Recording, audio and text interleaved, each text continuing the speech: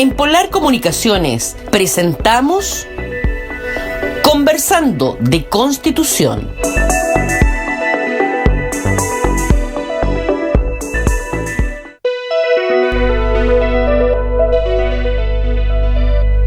Muy buenas tardes, bienvenidos nuevamente, como todos los días viernes, al programa Conversando de Constitución con el abogado Marcelo Torche Suárez. Marcelo, hola, buenas tardes. Hola Hernán, ¿cómo te va?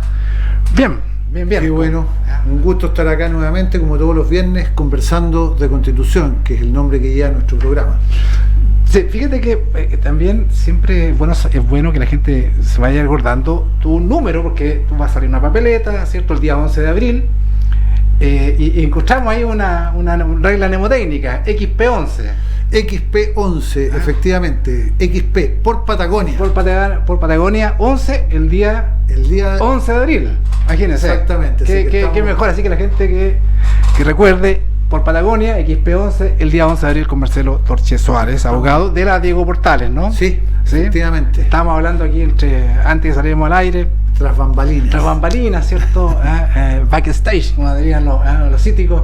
Claro. Había sido compañero de curso de varios famosillos.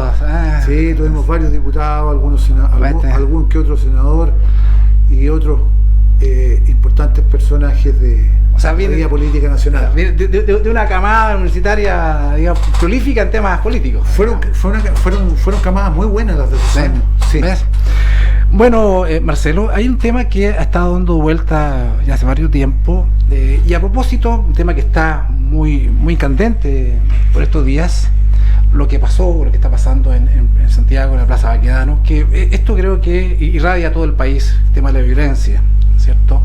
La violencia incluso política, lamentablemente, estamos en eso, y queremos hablar de ese tema, del tema de la estatua que es del general Baquedano, que se ha ido convirtiendo como en un símbolo, ¿cierto?, de una lucha.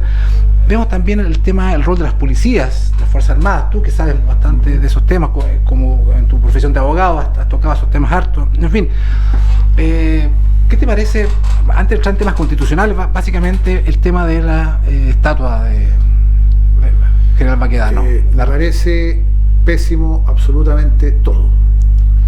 Me parece pésimo la falta de respeto que se ha tenido por parte de algunos grupos respecto de un héroe, de un general victorioso. El general Baquedano fue quien dirigió la campaña, no solo la campaña, sino que quien dirigió la Guerra del Pacífico, fue vencedor de la Guerra del Pacífico. Él entró montado en su caballo Diamante, inmortalizado en el bronce que está en la plaza que lleva su nombre, en Lima. Claro. Tuvo tremenda actuación en la Guerra del Pacífico, y no es solamente la estatua que está erigida en su honor lo que encontramos en esa plaza. En esa plaza encontramos además la tumba del soldado desconocido. El soldado desconocido es un joven chileno, humilde, no es el hijo de un senador, no es el hijo de un político, no es el hijo de un empresario, no es el hijo de un millonario, no es un joven de fortuna, es un joven humilde. No sabemos quién es, pero sí sabemos que perteneció al batallón Navales, y su cuerpo fue encontrado en uno de los escenarios de las grandes batallas que se libraron en la Guerra del Pacífico, momificado varios años después del combate. No se pudo identificar, pero con él se ha simbolizado a todos los jóvenes que a lo mejor nunca fueron encontrados y que hasta el día de hoy están sepultados en el desierto bajo un montón de arena. Claro. Pero que movidos exclusivamente por el amor a su país, fueron a combatir y dieron la vida por la patria, cumpliendo el juramento que ante la bandera realizaron antes de partir. El soldado desconocido no se instaló ahí por casualidad. Cuando se decidió la instalación de sepultarlo, una vez que sus restos fueron repatriados desde el Perú, se le instaló ahí como una forma que la gente que pasara por ese lugar pudiera hacer un reconocimiento, y no solo a él, sino que a todos los soldados desconocidos de todas las guerras en las que tuvo participación el país, y le pudiera presentar sus respetos. Y lamentablemente lo que hoy día vemos que pasa en ese lugar es todo lo contrario. Pero Marcelo, disculpa, una pregunta quizás un poco extraña, pero si alguien te dijera y te planteara esta situación, ¿pero qué tengo que ver yo con la guerra? Han pasado más de 100 años, 150, más de 100 años obviamente, algo por ahí, 120 años, 140. ¿Qué tengo que ver hoy día, Chile del siglo XXI, con la guerra? Porque alguien perfectamente te puede decir, muchos jóvenes dicen, mire, ¿qué importa un estatua? ¿Qué importa que me estén recordando la guerra si yo quedo aquí y mirar al futuro? ¿Qué dirías tú? Les diría que hay que mirar al futuro, pero nunca perder de vista el pasado. Porque cuando Chile en alguna época decían somos los ingleses de América, les digo, no es cierto.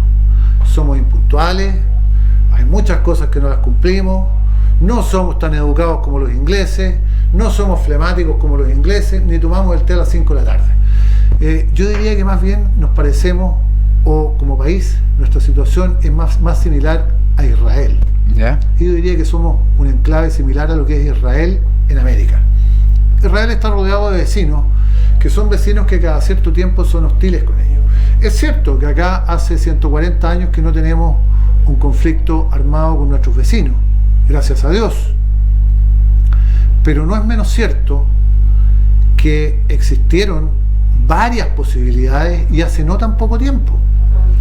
Y probablemente si no se produjeron, fue gracias al poder disuasivo de nuestras Fuerzas Armadas, que son de excelencia, y porque siempre o normalmente, mejor dicho, hemos contado con un potencial bélico, con un armamento de primera generación que está dentro de los mejores niveles en la región. Me refiero a Latinoamérica. Disculpa, Marcelo, ahí hay un punto también, porque la gente es muy importante que la gente sepa, ¿cierto?, cómo piensa un candidato a alguien que quiere redactar y que va a redactar la Constitución. Yo estoy convencido que tú vas a redactar, ahí vas a estar redactando la Constitución. Alguien te podría decir, mira, ¿por qué no gastar dinero en otras cosas que en Fuerzas Armadas? Porque esto se ha planteado mucho, en programas, en muchas entrevistas, se ha planteado, ¿por qué tengo que gastar el dinero en Fuerzas Armadas y no gastar en otros ítems de pobreza, de educación, de salud? ¿Cuál es tu pensamiento? La vieja alternativa de Samuelson. Claro. ¿Qué producimos? ¿Cañones o mantequilla? Cañones o mantequilla, justamente. Bueno, el rol defensa es uno de los roles fundamentales del Estado, es uno de los roles que no puede no ser parte de los roles del Estado. La mayoría de los demás roles que a veces se asignan al Estado o que se le piden al Estado pueden ser dejados de lado y dejárselo a los particulares. En lo personal creo que el Estado debe ser lo más pequeño posible, ¿ya?, y que deben ser los particulares los que realicen la mayoría de las actividades. Y el rol del Estado debe ser en forma subsidiaria y punto. Pero el rol defensa es un rol prioritario, fundamental y obligatorio para el Estado. En ese sentido es absolutamente necesario mantener las Fuerzas Armadas de excelencia que tenemos, y es absolutamente prioritario y a la vez necesario también mantener armamento de primera generación como el que tenemos el día de hoy, y que esto se siga renovando en lo sucesivo. El fenómeno llamado disuasión es lo que permite en alguna medida también que nuestro país durante 140 años se haya mantenido en paz. Von Clausewitz decía, si quieres la paz, prepárate para la guerra. Perfecto. Ahora, dos cosas antes de entrar, porque vamos introduciendo un poco la materia para llegar al rol del orden público, las Fuerzas Armadas, las policías, en la Constitución, porque este es el tema. Pero que no puedo dejar de tocar contigo dos cosas que dijiste que me parecen muy relevantes, porque también está en cuestión, y creo que siempre es bueno poner los puntos, como se dice, sobre las IE. El Estado pequeño y el Estado subsidiario. Sí. Entonces algunos dicen, mira, el Estado subsidiario, yo a lo mejor te han preguntado muchas veces esto, pero como yo siempre digo, este viejo dicho, las cosas por salida se callan y por callar se olvidan. Entonces tenemos que ir recordando las cosas. Y se ha atacado mucho al rol subsidiario, y que esto es un Estado subsidiario, aunque curiosamente la Constitución no usa la palabra subsidiario. Nunca la usa, digamos. Pero curioso. Entonces, tú contemplas o tú quieres un Estado subsidiario, y ¿cómo le explicas tú a la gente el concepto de subsidiario introducido en una Constitución distinta? Que puede ser, porque también, ojo, y con esto termino la pregunta, para que la gente también sepa, se va a redactar una Constitución, que tú vas a ser parte de eso, pero después se va a plebiscitar. O sea, no es una Constitución que se redacte y va a ser definitiva, se va a plebiscitar. Por tanto, podríamos tener, el día de mañana nos van a preguntar sobre la actual Constitución versus la Constitución que se redacta. Así es. Entonces, ¿cómo ves tú este Estado pequeño, este Estado subsidiario? Vamos al concepto, digamos. En materia de Estado, digamos, a ver, un país necesita que se haga todo lo que se tiene que hacer. Yeah. Pero en materia de Estado, lo que tenemos que tener muy claro, y que no le digan otra cosa a la gente, es que el Estado no tiene plata, el Estado no tiene dinero, el Estado lo que tiene es el dinero de ustedes, es el dinero de los contribuyentes. ¿Y cómo lo saca? Y lo saca a través de los impuestos. Y lo saca a través de los impuestos. De manera que cada vez que el Estado requiere de más dinero, tiene tres formas de obtenerlo. Uno, a través de las empresas del Estado creadas por ley, las más conocidas, Codelco, ¿no es cierto?, el Banco del Estado, la ENAMI, ENAP. Claro. Y de las utilidades de esas empresas el Estado obtiene algún grado de financiamiento. Otra forma es la que acabo de mencionar, los impuestos. ¿Y qué es lo que hace el Estado? ¿Y la tercera forma? Deuda externa. Deuda externa. Yo diría una cuarta, incluso expropiar. Podría incluso expropiar y sacar recursos. Expropiar y sacar recursos. ¿Cierto? Esa podría ser la otra. Pero normalmente lo hace a través de subir los impuestos. Y cuando nos suben los impuestos, ¿qué es lo que está sucediendo? En buenas cuentas, nos está metiendo la mano al bolsillo a todos. Es decir, cada vez que se suben los impuestos, lo que está pasando es que le están bajando sus ingresos a todos los chilenos. Dicho en palabras muy simples, nos están bajando el sueldo. Y disculpa, y quiero ser abogado del diablo en esto, porque siempre somos abogados, así que somos... Sí, ambos somos abogados, digamos, yo soy del diablo, bueno. Así que capaz que no nos pongamos de acuerdo en todo el programa. Pero mira, cuando tú dices, porque también la gente lo plantea, yo lo he escuchado que hay gente que lo plantea, perfecto, me dicen, me sacan dinero a través de impuestos, pero yo creo que nos lo devuelvan a través de prestaciones sociales, buena educación, buena salud, entonces hay que sacar de ahí. Si usted me da buena educación de Estado, señor Estado, y algunos hablan de algo que es mamá Estado, papá o mamá Estado, que es algo terrible. Terrible. Papá fija, es terrible esto, pero bueno, ¿qué dirías tú cuando dices, pero bueno, yo me sacan para que me den buenas prestaciones? A ver, yo conversaba hace unos días atrás con un amigo y me decía que él no vive en Chile, vive fuera. ¿Ya? Me dice que a él le sacan el 50% del sueldo vía impuestos. Claro. Pero con una gran diferencia, él es capaz de ver donde él vive el retorno del impuesto. Me dice, yo salgo a pasear un fin de semana por un camino rural y el camino más malo está bien pavimentado. Claro. Se me enfermó mi hijo chico, a mi hermana también le pasó, mi hermana vivió en Londres 3 años, también le pasó. Voy a contar esa mejor. Además entretenida porque tiene que ver, van a aparecer unos personajes bien simpáticos. Mi hermana vivió en Londres, vivía en un pueblito afuera, en Surrey, y en la casa al lado vivía un jugador de fútbol de uno de los equipos del Arsenal, uno de los equipos que está en el circuito londinense. Ella se hizo amiga con la señora sin saber que el marido era futbolista, después se enteró. Yeah. Y un día que se le enfermó mi sobrino, que ahora tiene más de 20 años, 25 años tiene, le fue a tocar la puerta a la vecina, que ya eran amigas, conversaban siempre y toda la cosa, y le dice, oye, Mandy, le dice, cuéntame, ¿hay alguna clínica cerca donde pueda llegar a Cristóbal porque está enfermo? Y ella le dice, pero ¿cómo se te ocurre que vas a ir a una clínica si es lo más caro que hay? Llévala al hospital y el hospital está a 10 minutos. Entonces le dice, oye, pero un hospital... No, le dijo, el hospital te van a atender estupendamente bien. Bueno, llegó al hospital, la atendieron de inmediato, el niño pasó un box, no pasó 1 minuto y medio cuando tenía un médico al lado, una doctora, en realidad una niña, lo atendieron estupendo, estuvo 2 días hospitalizado en una sala sin nadie al lado, donde además permitieron que se quedara la mamá y con todas las atenciones que acá habría recibido en cualquier clínica privada. Y llegado el minuto, cuando salió, le decía, oiga, ¿cuánto le debo? No, le dijo, esto es gratis. Entonces, efectivamente tienen impuestos altísimos, claro, pero el retorno del impuesto se ve. Pero ¿eso es posible en Chile, crees tú? Con la idiosincrasia chilena, con el tipo de políticos que tenemos hoy día, que no, obviamente cuando uno lo generaliza, pero no son todos, pero lamentablemente tenemos políticos que no van a permitir eso. Yo creo que los recursos están malgastados. ¿Ya? Yo no creo que eso se vea muy posible. O sea, a ver, cuando hablamos de mejorar...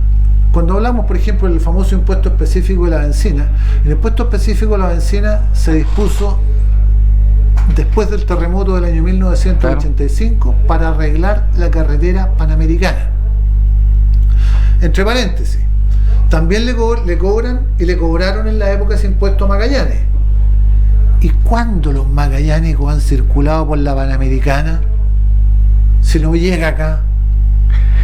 ¿Qué daño sufrió las carreteras de Magallanes en la época para que también lo paguen los magallánicos? Bueno, es otro tema, pero partamos por ahí. Pero ¿qué pasa? Ese impuesto, que era por una cuestión específica, y por eso se llamó específico, claro, se mantuvo en el tiempo, se desnaturalizó y hoy día va a dar a fondos generales de la nación. ¿Y qué pasó con la carretera? ¿Sabe quién paga la carretera? Usted. Cada vez que pasa por la carretera le suena el pitito, le están cobrando el TAC, le están cobrando plata. Pero mira, disculpa, le cobran los peajes, sí. Y en definitiva hay unas empresas extranjeras que la tienen licitada, que son las que se ganan las lucas.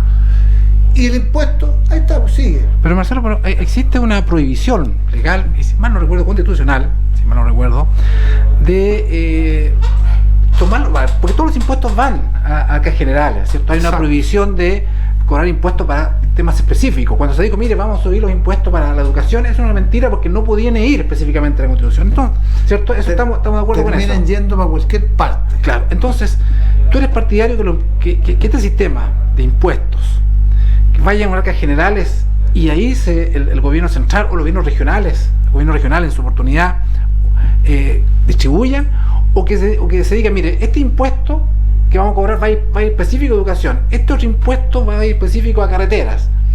¿Cuál es la fórmula que tú que debía estar en la Constitución? Si es que debía estar.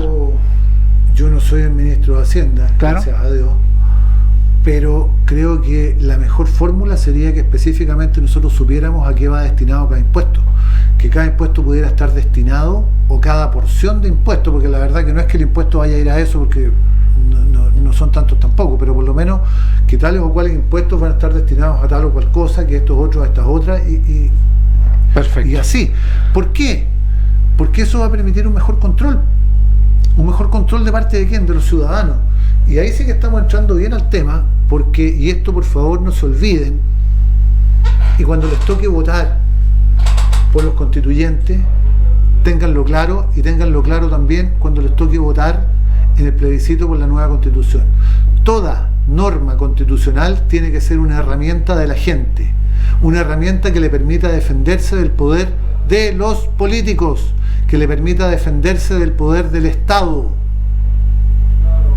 La Constitución tiene que permitirle a la gente defenderse, fiscalizar y controlar ni más ni menos que al poder del Estado. Eso es lo más importante de toda Constitución. Fíjate, para eso nacieron, ¿no? Para eso nacieron. Y además, fíjate, hay otro tema que no se toca mucho, respecto a lo que tú, un poco relacionado con lo que tú dices, que las constituciones también tienen por objeto, de alguna manera, ir en protección de las minorías. Porque en el fondo la Constitución de alguna manera tiene que, porque hay minorías, ¿cierto? Y no estamos hablando de minorías de tipo sexuales, estamos hablando de minorías. Si yo tengo una idea minoritaria, cualquier idea que tenga minoritaria, en temas de salud, en temas educacionales, en temas de impuestos, y somos pocos, la idea es que la mayoría no me arrase, porque tiene que haber ciertos contrapesos. Claro, porque se ha discutido mucho también, por ejemplo, a propósito de lo mismo, las mayorías. O sea, si hay una mayoría simple, si hay un 50+1 puede arrasar contra el 49%, lo que no corresponde. Hay ciertas normas que son, si tú quieres, de protección a las minorías. O sea, hay normas que requieren 2/3 o más de quórum para proteger a las minorías. ¿Tú estás de acuerdo con eso? Yo estoy de acuerdo con eso, y lo encuentro además esencial para la democracia. ¿Ya?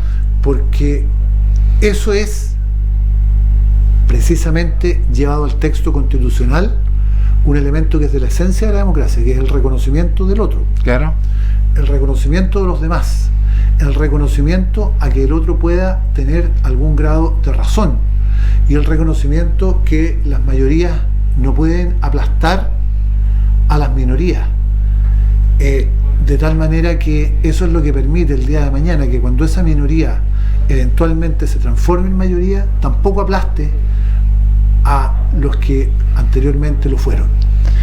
Perfecto. Ahora respecto, vamos a ir en el tema de orden público, ya estamos un poco yendo a la pausa, pero queremos dejar un poco planteado también el tema de orden público. Empezamos con la Plaza Baquedano, ¿cierto? El héroe que lamentablemente generaciones nuevas no lo reconocen como tal, y acá también en Magallanes ha pasado, en Punta Arenas ha pasado, estatuas que se han caído, digamos, sí. Se han rayado, en fin, tratando de ocultar la historia, porque yo creo que lo peor que se puede hacer es ocultar la historia. Por mucho que no me guste, está ahí, digamos, está ahí, y yo creo que hay que recordarla siempre, lo bueno y lo malo, ¿no? Y por muchos años se dijo que precisamente el recuerdo de la historia es lo que permite ensalzar las situaciones que hay que ensalzar, y a través del recuerdo de la historia también es que se impide que se repitan las situaciones que no queremos que se vuelvan a repetir. Por lo tanto, la historia la tenemos, está para lo que nos gusta y está también para lo que no nos gusta. Porque fíjate, y un elemento, fíjate, te voy a dar un ejemplo. Durante muchos años se prohibió en Alemania y creo que en toda Europa a estos movimientos ultristas como los neonazis, claro, los cabezas rapadas y todos estos personajes. Estaban prohibidos, pero resulta que estando prohibidos florecieron como un campo de alfalfa. Nadie se dio cuenta y hoy día peligrosamente se ven marchas de esta gente en todas las ciudades de Alemania cada cierto tiempo, y son tremendamente violentos y peligrosos, más que los originales incluso. Bueno, claro, efectivamente, y esto nos permite entrar también en temas de orden público, ¿cierto? Perdón, y eso porque precisamente ese tema nunca se tocó, se ocultó, claro. Y se dijo, prácticamente se quiso decir, esto no existió, les dio mucha vergüenza hablar de la situación, pero si se hubiese mantenido vigente, si hubiese hablado, si hubiese contado las atrocidades de lo que fue el régimen nazi, probablemente ese grupo o hubiera sido mucho más pequeño o no habría existido. Y fíjate que en el estatua de Baquedano y como tantos héroes de guerra, tenemos un héroe, ¿cierto?, que peleó por Chile y somos independientes gracias a esas personas, pero también nos recuerda lo que tú bien nos dices, que hubo una guerra. Sí. Nos recuerdas que Chile estuvo en guerra y que murieron muchos chilenos, para que eso no se repita. Pero sin embargo, si sacamos esa estatua, la gente ni siquiera va a saber que hubo guerras. Y eso es altamente peligroso. En unos años más, exactamente, porque cuando estamos conscientes de la existencia de la guerra, de la cantidad de gente que murió, de todo lo que eso significa, tampoco la queremos. Tampoco. Entonces lo que queremos es buscar la paz. Es buscar la paz, pero para eso necesitamos que estén los héroes, ¿cierto? Para eso necesitamos recordar a nuestros héroes y recordar que la guerra es terrible y que por eso mismo que queremos vivir en paz. Y por eso también tenemos que, lamentablemente, estar preparados también para un conflicto bélico, porque podrá no gustarnos, digamos, pero en esto las Fuerzas Armadas de orden y seguridad son esenciales. Absolutamente. Y la mejor forma de evitar un conflicto bélico es que no estén preparadas para la guerra, que estén preparadas para ganar cualquier guerra. Cualquier guerra, perfecto. Entonces ahora vamos a dar una pausa y introducir el tema Fuerzas Armadas, Orden y Seguridad en la Constitución. Vamos a entrar de lleno, así que vamos a ir a una pausa. Estamos hablando con Marcelo Torche Suárez, candidato constituyente, XP 11 por Magallanes 11, el 11 de abril. Volvemos.